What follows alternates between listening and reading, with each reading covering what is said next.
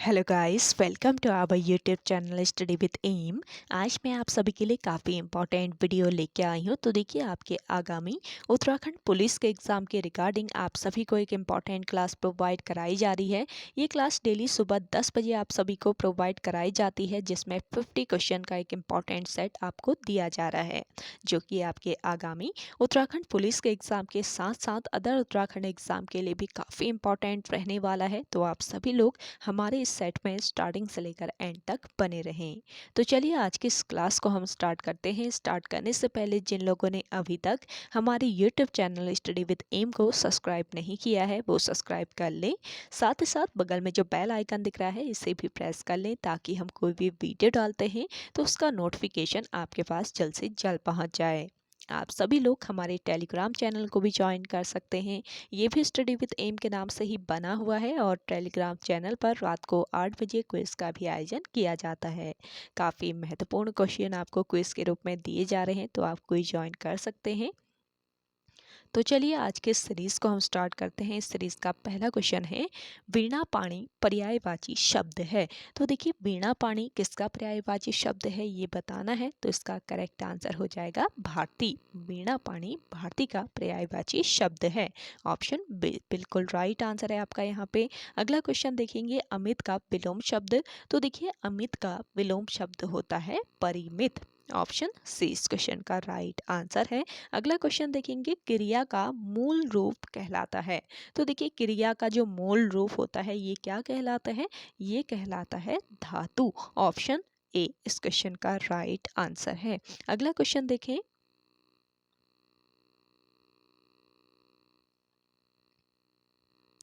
तीनों भाई हमसे मिलने आए, इनमें तीनों में विशेषण है। तो देखिए, तीनों भाई हमसे मिलने आए, इनमें तीनों में कौन सा विशेषण है ये बताना है। तो यहाँ पे आपका राइट आंसर हो जाएगा समुदाय बोधक संख्यावाचक विशेषण। ऑप्शन ए यहाँ पे आपका बिल्कुल करेक्ट आंसर है। अगला क्वेश्चन देखेंगे, भारतीय संविधान के अनुच्छेद 344 के तहत प्रथम राजभाषा आयोग का गठन हुआ था। तो देखिए, भारतीय संविधान के अनुच्छेद 344 के तहत प्रथम राजभाषा आयोग का गठन कब हुआ? इसका करेक्ट आंसर हो जाएगा 1955 में, बीजी खेर की अध्यक्षता में। यानी कि इसकी अध्यक्षता किसने की थी? बीजी खेर ने की थी। ऑप्शन बी इस क्वेश्चन का बिल्कुल राइट आंसर है। अगला क्वेश्चन देखेंगे, किस संवैधानिक संशोधन के द्वारा भारतीय संविधान की 8वीं अनुसूची में बोडो, डोगरी, संथाली और मैथिली भाषाओं का समावेश किया गया? तो देखिए, कौन सा ये संविधान संशोधन था? ये संशोधन था आपका 92वां संविधान संशोधन, जिसके द्वारा भारतीय संविधान की 8वीं अनुसूची में बोडो, डोगरी, संथाली और मैथिली भाषाओं का क्या कर दिया गया? समावेश कर दिया गया। अगला क्वेश्चन देखेंगे, पर उपदेश कुशल बहुतेरे का अर्थ है। तो देखिए, पर उपदेश कुशल बहुतेरे, इसका अर्थ बताना है। क्या हो जाएगा? इसका अर्थ होता है दूसरों को उपदेश देने को आसान समझना। दूसरों को उपदेश देने को आसान समझना। पर उपदेश कुशल बहुतेरे, दूसरों को उपदेश देने को आसान समझना, ये इसका अर्थ हो जाएगा। अगला क्वेश्चन देखेंगे, रक्त है या नहीं? नसों में शुद्र पानी जांच कर तू शीश दे देकर जवानी, प्रस्तुत पंक्तियों के रचयिता हैं। तो इन पंक्तियों के रचयिता कौन है? माखनलाल चतुर्वेदी। ऑप्शन ए यहाँ पे आपका राइट आंसर है। अगला क्वेश्चन देखें, यामा के रचयिता कौन है? तो देखिए, यामा के तो रचयिता हैं महादेवी वर्मा, जिसके लिए इनको ज्ञानपीठ पुरस्कार से भी सम्मानित किया गया था। अगला क्वेश्चन देखेंगे, जिसके आर पार देखा जा सके। तो देखिए, जिसके आर पार देखा जा सके उसको पारदर्शी कहा जाता है। ऑप्शन सी यहाँ पे आपका राइट आंसर है। अगला क्वेश्चन देखेंगे, उन्मूलन का विलोम है। उन्मूलन का विलोम क्या होता है? रोपण। ऑप्शन ए इस क्वेश्चन का करेक्ट आंसर है। अगला क्वेश्चन देखें, निम्न में से भाववाच्य वाक्य का चयन कीजिए। तो देखिए, भाववाच्य वाक्य बताना है, कौन सा हो जाएगा इनमें से? धूप में चला नहीं जाता। तो ऑप्शन बी यहाँ पे आपका राइट आंसर है। अगला क्वेश्चन देखेंगे, रस के अवयवों यानी कि अंगों की संख्या है। तो देखिए रस के कितने अवयव होते हैं ये बताना है। तो इसका राइट आंसर हो जाएगा 4 अवयव। 4 अवयव होते हैं किसके, रस के। आप सभी लोगों को डिटेल क्लास चाहिए हिंदी की तो शाम 5 बजे वाली क्लास देख सकते हैं। काफ़ी महत्वपूर्ण क्लास रहती है आपकी हिंदी की, स्पेशली वो क्लास, और डेली आपको शाम 5 बजे प्रोवाइड कराई जा रही है। तो उसमें आपको एक एक क्वेश्चन विद डिटेल समझाया जा रहा है, तो आप इसे ज्वाइन जरूर कीजिएगा। काफ़ी महत्वपूर्ण है आपके आगामी सभी उत्तराखंड एग्जाम के लिए। तो चलिए अगला क्वेश्चन देखें। दंती व्यंजन है, तो देखिए इनमें से दंती व्यंजन कौन सा है ये बताना है। कौन से व्यंजन दंती व्यंजन होते हैं। इस क्वेश्चन का राइट आंसर हो जाएगा त, थ, द, ध। ये सभी आपके दंती व्यंजन हैं। अगला क्वेश्चन देखेंगे, दिए गए शब्दों में से सही युग्म का चयन करें। तो देखिए दिए गए शब्द दिए हैं आपको, यहाँ पे सही युग्म का चयन कर लेना है। तो यहाँ पे आपका क्या हो जाएगा, आमदनी शादी ये फारसी के शब्द हैं, उर्दू लाश तुर्की के शब्द हैं, मुकदमा मुहावरा ये अरबी के शब्द हैं। तो सभी आपका यहाँ पे करेक्ट हैं, सभी करेक्ट हैं, तो उपयुक्त तो सभी युग्म सही है। आपका राइट आंसर है ऑप्शन डी। अगला क्वेश्चन देखेंगे, पापी मनुज भी आज मुख से राम नाम निकालते, इस काव्य पंक्ति में अलंकार है। तो देखिए पापी मनुज भी आज मुख से राम नाम निकालते, इस काव्य पंक्ति में कौन सा अलंकार है ये बताना है। तो इसमें हो जाएगा कौन सा अलंकार, उत्प्रेक्षा अलंकार। ऑप्शन सी बिल्कुल राइट आंसर है। अगला क्वेश्चन देखेंगे, संस्कृत डैश भाषा है। तो देखिए संस्कृत जो भाषा है वो कैसी भाषा है, इसका राइट आंसर हो जाएगा संश्लिष्ट भाषा। ऑप्शन ए बिल्कुल राइट आंसर है। अगला क्वेश्चन देखेंगे, सही विकल्प बताएं।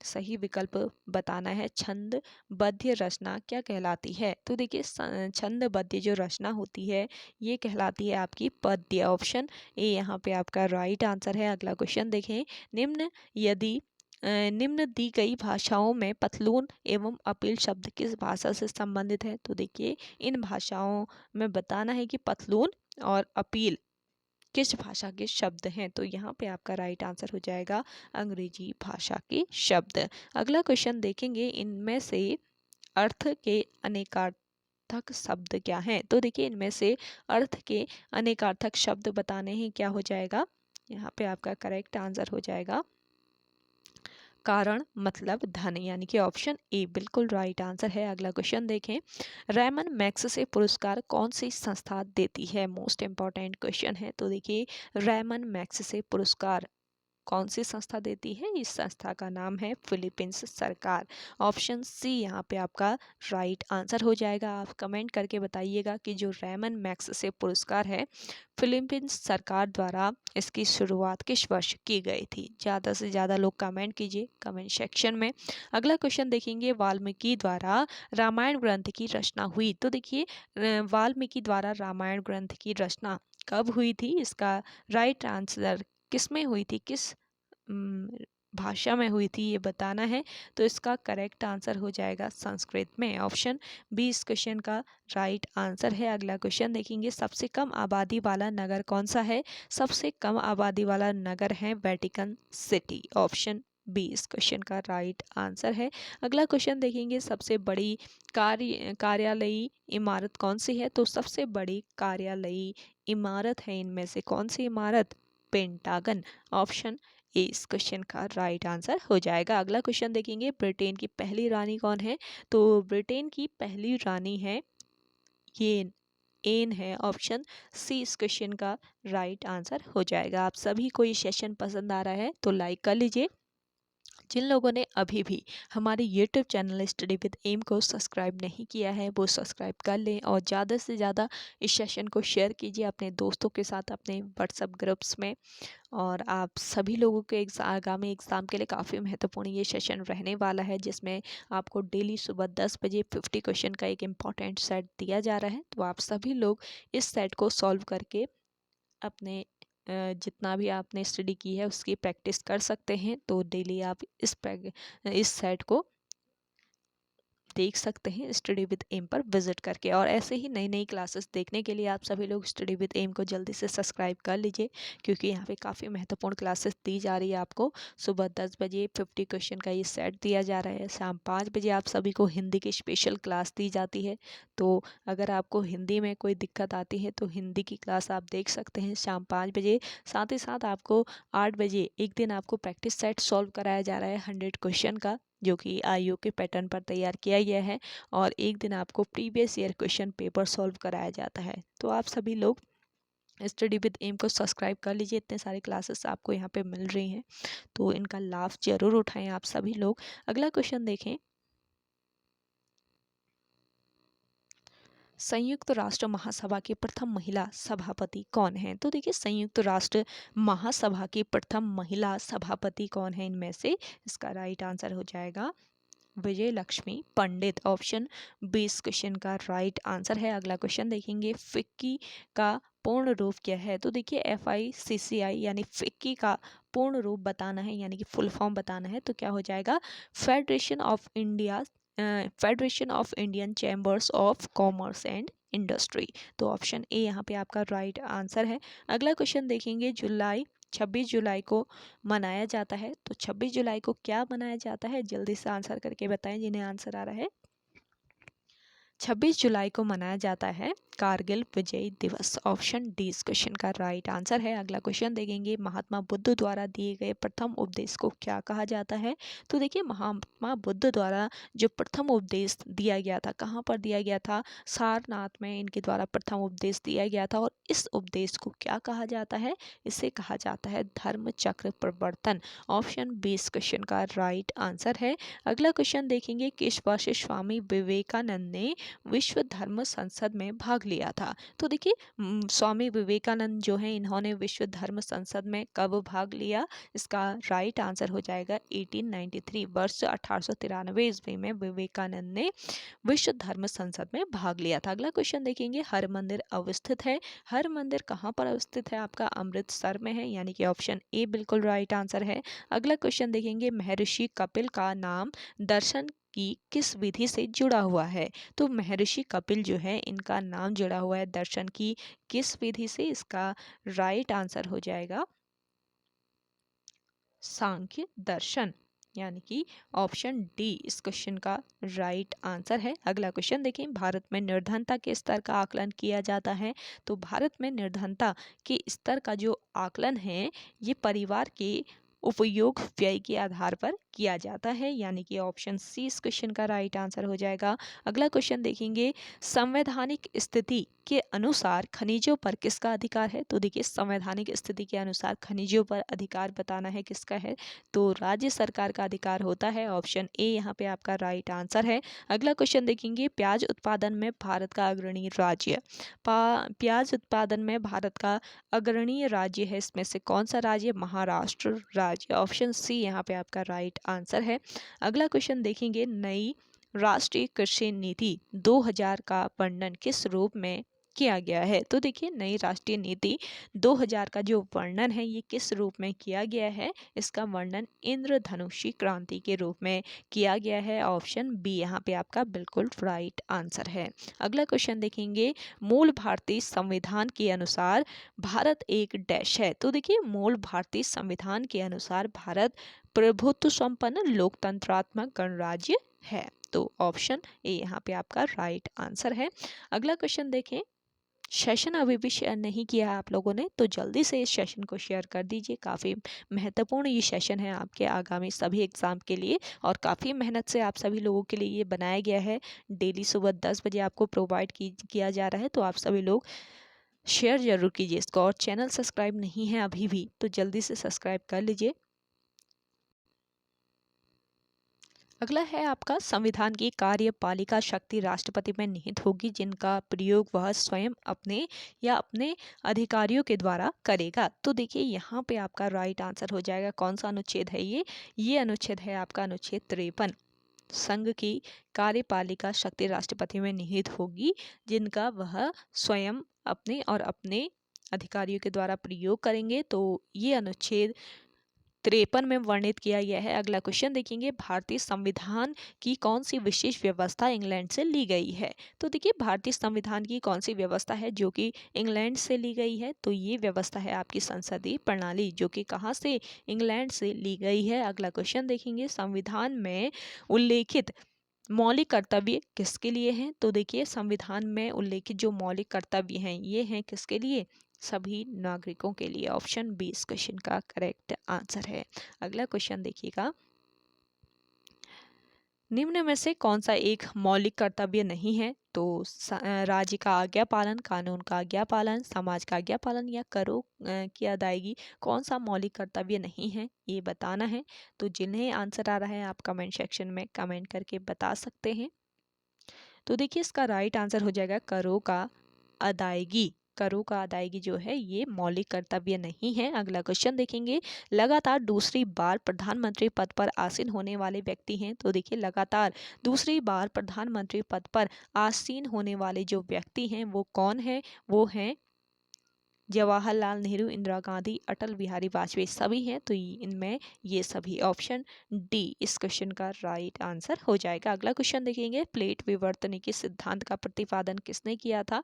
तो देखिए प्लेट विवर्तनिक सिद्धांत जो है इसका प्रतिपादन किया था हैरी हेयस ने। ऑप्शन है इस क्वेश्चन का बिल्कुल राइट आंसर है। अगला क्वेश्चन देखेंगे, कर्क रेखा कहाँ से होकर गुजरती है? तो देखिए कर्क रेखा जो है आपकी ये कहाँ से होकर, ये चीन से होकर गुजरती है। इनमें से म्यांमार से नहीं गुजरती, त्रिपुरा से भी नहीं गुजरती, बांग्लादेश से नहीं गुजरती है, लेकिन चीन से गुजरती है।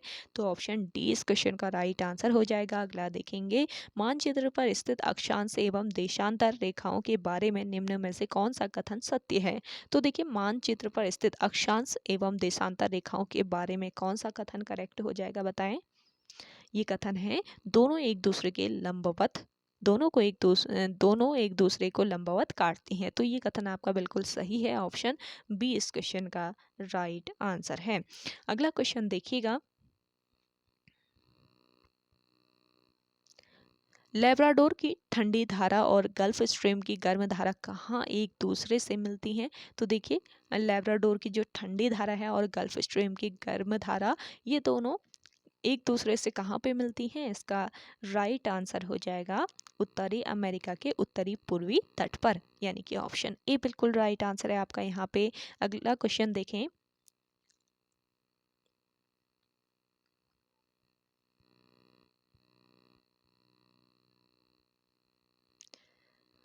कैलोरी मीटर से क्या मापा जाता है? देखिए कैलोरी मीटर जो होता है आपका, इससे मापा जाता है। क्या मापा जाता है? आंसर कीजिए।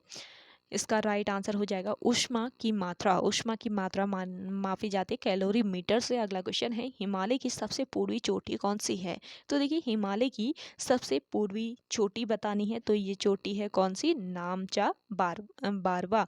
नामचा बारवा ये चोटी है, हिमालय की सबसे पूर्वी चोटी है ये। अगला क्वेश्चन देखेंगे, किस जैन ग्रंथ में चंद्रगुप्त मौर्य के जैन धर्म अपनाने का उल्लेख मिलता है? तो कौन सा ये जैन ग्रंथ है जिसमें चंद्रगुप्त मौर्य के जैन धर्म अपनाने का उल्लेख मिलता है?